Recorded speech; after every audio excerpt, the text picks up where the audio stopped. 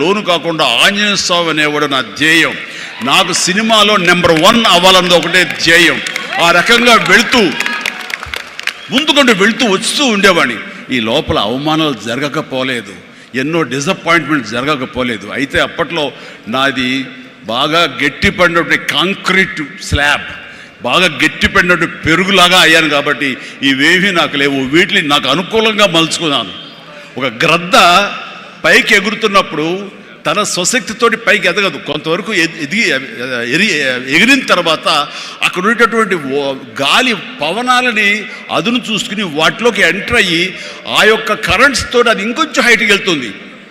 అందుకని నాకున్న పరిస్థితులు నాకు అనుకూలంగా మార్చుకుని నేను పైకి వెళ్తూనే వచ్చాను తప్ప ఎప్పుడు కిందకి పడలేదు. ఈ రోజుకి పడలేదు. సినిమా ఇండస్ట్రీకి అంత ఇదిగా ఉన్నానంటే నాకు నేనుగా ఏర్పరచుకున్నటువంటి, నాకు నేనుగా చూసిన ఫిలాసఫీ తోటి ఆ యొక్క దీంతో ముందుకు వెళ్తూనే వచ్చాను. అంటే చాలాసార్లు చెప్పాలంటే ఎన్నో డిసప్పాయింటింగ్వి జరిగినాయి నాకు. అంటే ఒక సినిమాలో నన్ను బుక్ చేసి మహానటుడు రామారావు గారితో అప్పట్లో ఒక సినిమా చేశాను, తిరుగులేని మనిషి అని. దేవి ప్రసాద్ గారు ప్రొడ్యూసర్. అందులో నేను, ఫటాఫట్ జయలక్ష్మి, ఆయన, రతి అగ్నిహోత్రి చేశారు రామారావు గారితో. ఆ సినిమాలు చాలా బాగా చేశాను. రామారావు గారి పక్కన మరొక హీరోగా నాకు అవకాశం వచ్చింది. అంతా ఎర్లీ స్టేజ్లోనే అనుకుంటాను. నాకు ఆ సినిమా ఫెయిల్ అయింది. ఆ తర్వాత మళ్ళీ అదే రామారావు గారితో మళ్ళీ సినిమా చేసే అవకాశం వచ్చింది ఒక దిగ్దర్శకులతోటి. అయితే నాకు డేట్లు ఇచ్చారు, నా మెజర్మెంట్స్ తీసుకున్నారు, నేను వెయిట్ చేస్తాను. కానీ నా పేరు లేకుండా మరొకరి పేరుతోటి ఆ అనౌన్స్మెంట్ అయ్యేసరికి ఎక్కడ డిసప్పాయింట్మెంట్ వచ్చింది. ఏంటిది అని ఆ రోజున ప్రొడ్యూసర్ని పిలిచి, ఇదేంటంటే షెడ్యూల్ స్టార్ట్ అయిపోతుందంట, నాకు డేట్లు చెప్పారు, నేను ఆ డేట్లు ఎవరికి ఇవ్వకుండా నేను ఇక్కడ దాచిపెట్టాను, నేను ఎదురు చూస్తున్నాను అంటే, సారీ చిరంజీవి గారు, ఎలా చెప్పాలో తెలియక మేము టైం తీసుకున్నాము. ఎందుకంటే పోయిన సినిమా మీది ఫ్లాప్ అయింది కదా కాంబినేషన్లో, అందుకని దానికి గ్లామర్ ఉండదని మీరు వద్దనుకున్నామని. ఆ విషయం చెప్పచ్చు కదండి అని. అంటే ఆ టైంలో నేను నాతో సినిమా చేస్తే సినిమా ఫెయిల్ అవుతుందని ఒక బ్యాడ్ ఇది నా మీద స్ప్రెడ్ అయ్యే అవకాశాలు ఉన్నాయి.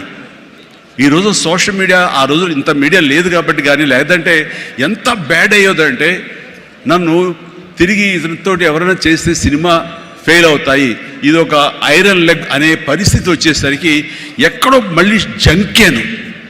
కానీ గ్రద్దలాగా నాకు అనుకూలంగా ఉన్నటువంటి అవకాశాల పవనాల్ని అదునుగా చూసుకుని నేను ఎదిగాను. దాన్ని పాజిటివ్గా తీసుకున్నాను. ఎవరైతే వద్దులే ఈ సినిమా చిరంజీవి వద్దులే అని నన్ను పక్కన పెట్టి అనుకున్నారో అలాంటి వ్యక్తితోటే నేను రామారావు గారి కంటే ఎక్కువ సినిమాలు ఆయన నాతో చేసేలాగా చేసుకున్నాను. అత్యధిక సినిమాలు రామారావు గారు చేస్తే ఆ మహానుభావుడు, ఆ దర్శకుడి దగ్గర, అదే దర్శకులు వారు నన్ను భుజం పట్టి నన్ను పైకి తీసుకుని ఆయనకంటే 4 సినిమాలు ఎక్కువే చేశారు నాతోటి. అది పరిస్థితుల్ని మనకు అనుకూలంగా మార్చుకోవటం, తద్వారా మనం ఇంకొంచెం పైకి వెళ్ళటం అనేది. ఆ రోజున డిసప్పాయింట్ అయిపోయి నీ కసి లేకుండా, లేదా ఆ కసిని నెగిటివిటీ పెట్టి మార్చుకుంటే కనుక అది నిన్ను తినేస్తుంది. నువ్వు ఇలాగే ఉండిపోతావు, అలాగే దిగజారిపోతావు, అలాగే కనుమరుగైపోతావు. అలా కాదు, మనం ఎదురు తిరగాలి, పరిస్థితులు మనం అనుకూలంగా మార్చుకోవాలి. అందునే గ్రద్ద ఫిలాసఫీ నాకు ఫిలాసఫీ. అండ్ ఎదిగాను, పైకి వెళ్తూ వచ్చాను. ఆయన దగ్గరే నా రికార్డులు ఉన్నాయి. అది నా ఫస్ట్ సినిమా ₹1 కోటి చూసిన సినిమా అదే. నా రెమ్యునరేషన్ కాదు సుమా, సినిమా బడ్జెట్ 75 లక్షలు వస్తే కనుక బ్రహ్మాండమైన బడ్జెట్, ఎంతో రెవెన్యూ అనుకునేవాళ్ళు. ఫస్ట్ ₹1 కోటి. నా తోటి హీరోలు కూడా ₹1 కోటి తెలుగు సినిమా అనే లెవెల్కి వెళ్ళింది. అక్కడి నుంచి కోటి అనేది మామూలు అయిపోయింది. ఒక్కొక్క ఏరియాలోనే ₹1 కోటి. ఆ తర్వాత నా రెమ్యూనరేషన్ ₹1 కోటి పైబడి అలా అంచెంచుగా ఎదుగుతూ వచ్చాను.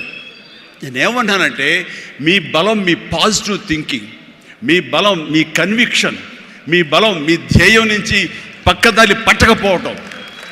మీరు ఎవరైనా సరే మీ ఎయిమ్ ఏంటి అనే దాన్ని మీరు ఫిక్స్ చేసుకోండి. ఆ ఎయిమ్ని వెళ్ళటం కోసంగా దారులు వెతుక్కోండి. అవకాశాలు ఇలాగ అబండెంట్గా ఉంటాయి. వాటిల్లో మనకు కావలసిన అవకాశాలు, మన ధ్యేయానికి లక్ష్యానికి దగ్గరగా ఉండే అవకాశాలు మనకి పాపపై కనపడుతుంటాం. ఆ పాపపై కనపడే దాన్ని మనం గుర్తించగలగాలి, వాటిని ఎంబ్రేస్ చేసుకోగలగాలి, వాటిని మనకు అనుకూలంగా మనం మలుచుకోగలగాలి, అవి మనం బలంగా చేసుకోగలగాలి, వెళ్ళాలి. ఇనీషియల్గా వెళ్ళినప్పుడు డబ్బే సంపాదించుకోండి. డబ్బే కాదు ప్రధానం, నిలదొక్కుకోవడం ప్రధానం. మన ఎయిమ్ వైపు మనం వెళ్ళటం అన్నది అది ప్రధానం. వెళ్ళిన తర్వాత డబ్బు ఆటోమేటిక్గా వస్తుంది. అనుకున్నావా ఇంత వస్తుందని, ఆ తర్వాత డబ్బునే పెంచుతుంది. సో నేను అలాగే వెళ్తూ వచ్చాను. నిలదొక్కుకోవాలి, ఇక్కడ నెంబర్ 1 అనిపించుకోవాలి, నా స్థానం సుస్థిరం, ఇది లేకపోతే నేను బయట నయా పైసాకి పని చేయను, ప్రైమ్ టైం నా లైఫ్లో అయిపోయింది, కాబట్టి ఇక్కడ ఏమైనా సరే అని ఆ రకంగా వెళ్ళాడు. ఎక్కడ ఈగోకు వెళ్ళకుండా, ఎక్కడ హర్ట్ అవ్వకుండా, వాళ్ళు నన్ను సినిమాలను తీసేసరే, నన్ను కాదన్నారే అనే కోపం కంటే కూడాను వాళ్ళని ప్రసన్నం చేసుకోవాలి. వాళ్ళు మళ్ళీ అతన్ని మనం బాధ పెట్టుంటామేమో కదా అని వాళ్ళ మనసుల్లో వాళ్ళు వాళ్ళు గిల్ట్ ఫీల్ అయ్యేలాగా చేసి నెక్స్ట్ ఏమైనా సిద్ధతో సినిమా చేయాలయా అని అనిపించేలాగా నా బిహేవియర్ ఉండేది. ఆ బిహేవియర్ తోటి వాళ్ళ ఆఫీస్కి వెళ్ళి కూర్చునేవాడిని. అంటే అక్కడ నాకు ఒక పౌరుషం లేదని కాదు, పరిస్థితి నాకు అనుకూలంగా మలుచుకోవటంలో నేను అది ఆ రకంగా కొంచెం తగ్గి వెళ్తాను. నేను తగ్గడం మూలంగా తర్వాత వచ్చే కరెంటు వేవ్స్ దాని మీద ఎక్కితే అదే తీసుకెళ్తాను పైకి. అది నమ్మిన వాడిని నేను. అలాంటి దర్శకులతోటి, ఆ దర్శకులతోటి నేను హైయెస్ట్ సినిమాలు చేశాను అన్నది ఈ రోజున వాస్తవం. అలాగే ఇక్కడ సినిమా ఇండస్ట్రీలో నీ టాలెంట్ అనేది ఇనిషియల్ స్టేజ్లో secondary. How you behave, how you cooperate with the producers. So all the time how you look in to their benefit, వాళ్ళ బాగులు ఎలా చూసుకుంటావు, వాళ్ళకి లాభం రావాలి ఎలా చూసుకుంటావు అనే దాని మీద దృష్టి పెడితే అది నిన్ను మరింత దగ్గర చేర్చుకుంటుంది. రామారావు గారి ఎగ్జిట్ తర్వాత, ఆయన పాలిటిక్స్కి వెళ్ళిన తరువాత ఒక గ్యాప్ లోపల ఉన్నారు మహానటులు ఎంతోమంది ఉన్నారు. శోభన్ బాబు గారు, కృష్ణరాజు గారు, కృష్ణ గారు, నాగేశ్వర గారు, అందరూ ఉన్నారు. ఆ టైంలో ఒక కొత్త వాడికి ఛాన్స్ రావడం అనేది ఎంత కష్టం అనేది నేను ప్రత్యేకించి చెప్పక్కల. ఈ రోజుల్లో మాత్రం కాదు. ఆ రోజుల్లో ఏంటి అంటే నా టాలెంట్ ఉంది కదా ఎస్ అని అనుకుంటే కుదరదు బాబు. నీ బిహేవియర్ కూడా దానికి అడిషనల్గా యాడ్ అవ్వాలి. మనం కొంచెం ఏంటంట అని అన్నామనుకోండి, అబ్బో వీడితో ఎక్కడ పడుతున్నా బాబు, వద్దురే బాబు, ఆల్టర్నేటివ్ చూడండిరా అనేలాగా వాళ్ళ మైండ్ సెట్ ఉంటుంది. మనలాంటి నటులు ఎంతోమంది ఉంటారు. బట్ వాళ్ళలో మనం బెస్ట్ ఆప్షన్ అంటే అపార్ట్ ఫ్రమ్ అవర్ హిస్టానిక్ టాలెంట్స్, మనకున్న నైపుణ్యం కంటే కూడా మన వ్యక్తిత్వం అని కూడా అక్కడ చాలా చాలా ప్రధానమైన పాత్ర వహిస్తుంది. అలాంటి వ్యక్తిత్వాన్ని నమ్ముకుని వాళ్ళ ఆఫీసులకు వెళ్ళి కూర్చుని వాళ్ళతో సత్సంబంధాలు ఏర్పరచుకుని మీలో ఒకడిని అంటూ వాళ్ళకి ఆ నమ్మకం కలిగించి పెట్టి అలా ముందుకు వెళ్తుండేవాడిని. ఎలాగో ఎవాల్వ్ అయ్యాను అంటే నన్ను ఇండస్ట్రీ నాకు చేయూతనిచ్చి ఇండస్ట్రీ నన్ను పైకి ఎదిగేలా చేసింది అనే దానికంటే నన్ను ప్రేక్షకులు ఫస్ట్ వాళ్ళను గుర్తించారు. ఇండస్ట్రీ గుర్తించలేదు, ప్రేక్షకులు గుర్తించారు, ప్రేక్షకులు చేయూతనిచ్చారు. అందుకనే ప్రేక్షకుల పట్ల నాకు ఎప్పుడూ కృతజ్ఞత ఉంటుంది. ఇది మీకు అర్థమయ్యేలాగా తేర్తలంగా చెప్పాలి అంటే, రామారావు గారు ఎగ్జిట్ తర్వాత ఎవరు అంటలో 2-3 పోటాపోటీగా నిలబడి ఉన్నప్పుడు లక్ష్మీ ఫిలిం డిస్ట్రిబ్యూటర్స్ అని విజయవాడలో ఉండేవాళ్ళు. అప్పట్లో ఇప్పట్లాగా బయింగ్ అలాంటివి లేవు.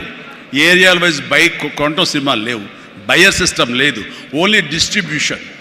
అంటే డిస్ట్రిబ్యూటర్ అనేవాళ్ళు బెజవాడ నుంచి వచ్చి ఎవరెవరు ఏ సినిమాలు తీస్తారు, కథలు నచ్చితే కనుక ఆ కథకి ఇంత బడ్జెట్ ఇచ్చేవాళ్ళు. ఆ బడ్జెట్ తోటి సినిమాలు తీసేవాళ్ళు, అందులో లాభాలు ఎంతో మిగుల్చుకొని మిగతా వాళ్ళు డిస్ట్రిబ్యూటర్స్ వాళ్ళు డిస్ట్రిబ్యూట్ చేసుకుని ఆ వచ్చే డబ్బు వాళ్ళు పంచుకునేవాళ్ళు. ఇది సిస్టమ్. ఆ సమయంలో ఒక కథ చెప్పి మేము సో హీరోని మేము అనుకుంటున్నామని ఆ ప్రొడ్యూసర్స్ చెబితే లింగమూర్తి గారని లక్ష్మీ ఫిలిమ్స్ సంబంధించినటువంటి వాళ్ళ CEO ఆయన వచ్చారు. ఓకే, ఎంత ఎక్స్పెక్ట్ చేస్తున్నారు ఆ హీరో మీద? అప్పుడు 25 crores, crores కాదు, ల్యాక్సే, 25 lakhs 30 lakhs కానీ మాది బడ్జెట్ ఎక్కువ అండి, 50 lakhs పైన అవుతుంది అని. అంటే ఆ హీరో మీద 50 lakhs అంటే మాకు చాలా రిస్క్. చిరంజీవి అని వస్తున్నాడు కదా, అతని మీద అయితే ఇస్తాం అని.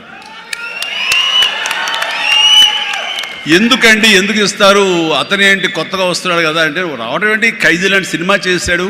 ఆ ఖైదీలో అతని డ్యాన్సులకి ఫైట్లకి ఎక్స్ట్రాగా జనం విపరీతమైనటువంటి రెస్పాన్స్ ఉంది. మేము జనంలో ఉంటాం, బెజవాడలో ఉంటాం, మిగతా ఊళ్ళ నుంచి ఫీడ్బ్యాక్ తీసుకుంటాం, మాకు తెలుసు అతని పొటెన్షియాలిటీ అని. అంటే చెన్నైలో ఉండేవాళ్ళు, మెడ్రాస్లో ఉండేవాళ్ళు కొంచెం సంశయిస్తూ వచ్చారు. కాదండి, ఇతనైతేనే 50 ఇస్తాం, వాళ్ళైతే మాత్రం 30 కంటే ఎక్కువ ఇవ్వలేము అని వాళ్ళు తేల్చి చెప్పిన తర్వాత ఆయన ఒక మాట